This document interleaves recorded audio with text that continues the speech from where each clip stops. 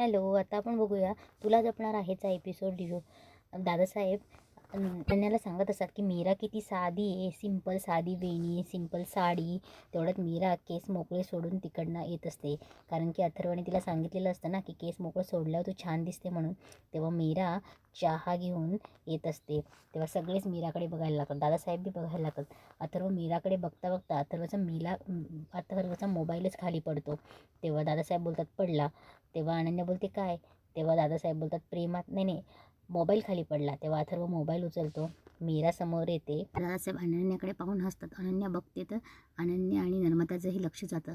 तेव्हा अनन्या गालावर हात ठेवून मीराला खुणवत असते. मीरा आल्यावर की अथर्वकडे बघ, की अथर्व किती तुझ्याकडेच बघतोय म्हणून. तेव्हा मीरा अथर्वकडे बघते आणि थोडी लाजल्यासारखी होते. तेव्हा अथर्व हळूच कानाच्या मागून हात करून मीराला छान दिसते असं खुणवतं. तेव्हा मीरा सगळ्यांकडे बघते आणि बोलते काय झालंय आणि असं का बघतायत सगळे. तेवढ्यात नर्मदा बोलते अगं हा काय अवतार करून घेतलायस, घरात वेणी बांधायला रबर बँड नव्हतं. मीरा बोलते नाही, केस धुतलेत ना म्हणून मोकळे सोडले. तेव्हा अनन्या बोलते की ओ केस धुतलेत म्हणून मोकळे सोडलेस का, छान दिसतेस हां तू बाबा, दिसते ना छान ती.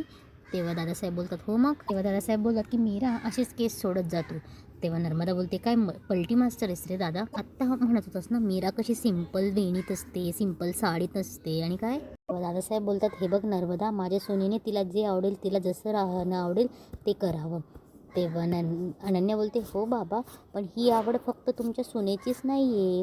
तेव्हा ते अथर्वकडे डोळे करून खुणवते. तेव्हा दादासाहेब बोलतात ते कळलं मला, पण अनन्या काय ना, एकमेकांच्या आवडीनिवडीसाठी सगळं करावं त्यातच खरं सुख असतं. तेव्हा दादासाहेब बोलतात हो की नाही. तेव्हा अथर्वचं लक्ष पूर्ण मीराकडे असतं, त्यांचं त्याच्या बोलण्याकडे लक्षच नसतं. तेव्हा दादासाहेब त्याच्या डोळ्यासमोर हात फिरवतात.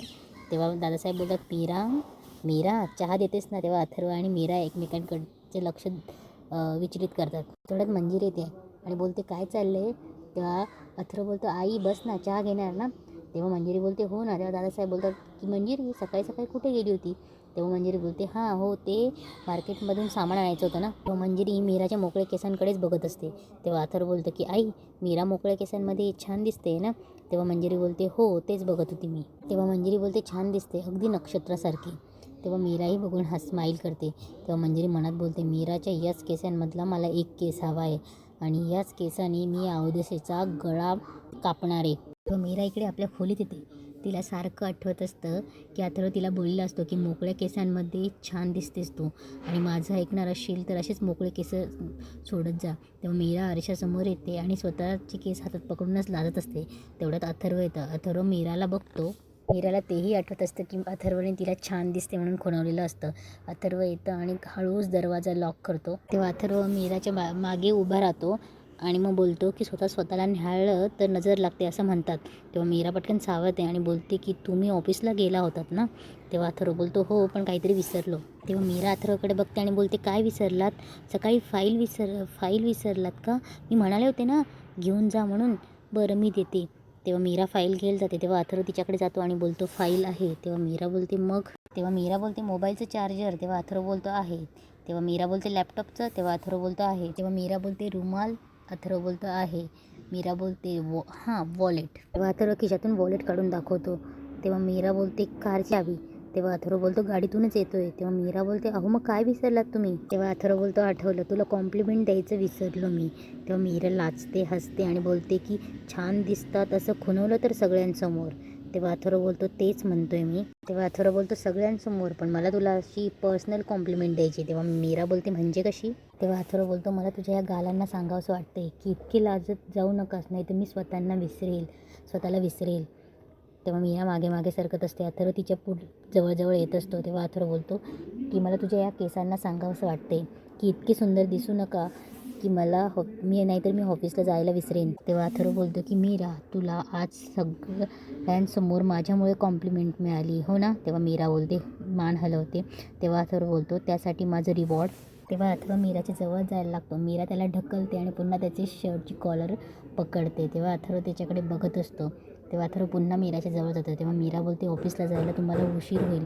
तेव्हा अथर्व बोलतो आपलंच आहे, काही प्रॉब्लेम नाही. तेव्हा मीरा बोलते लोकांचे फोन येतील. तेव्हा अथर्व बोलतो फोन सायलेंट आहे. तेव्हा मीरा बोलते आईसाहेब हाक मारतील. तेव्हा अथर्व बोलतो मारू देत.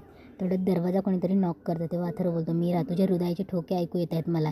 तेव्हा मीरा हसते आणि दरवाजाकडे बघते आणि अथर्वला बाजूला करते. तेव्हा मीरा खुणवते की दरवाजा वाजतोय. तेव्हा अथर्व ड्रेस नीट करतो आणि बोलतो की हे ना अनन्या असेल. तेव्हा अथर्व दरवाजा ओपन करतो. तेवढ्यात मंजिरी असते. तेव्हा अथर्व बोलतो आई. तेव्हा मंजिरी बोलते की तू मगाशी गाडीत होतास ना. तेव्हा मीरा मंजिरीच्या मागून अथर्वला खुणवत असते. आता उत्तर द्या. तेव्हा अथर्व पटकन पाठमोरे होतो, खिशातनं वॉलेट काढतो, खाली ठेवतो आणि बोलतो वॉलेट विसरलो होतो मी, वॉलेट घ्यायला आलो. तेव्हा मंजिरीलाही हसत येत असते.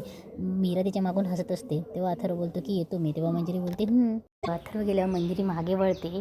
तेव्हा मीराकडे बघते. तेव्हा मीरा बोलते आईसाहेब. तेव्हा मंजिरी बोलते तुझ्यासाठी या क्लिप्स आणल्या होत्या.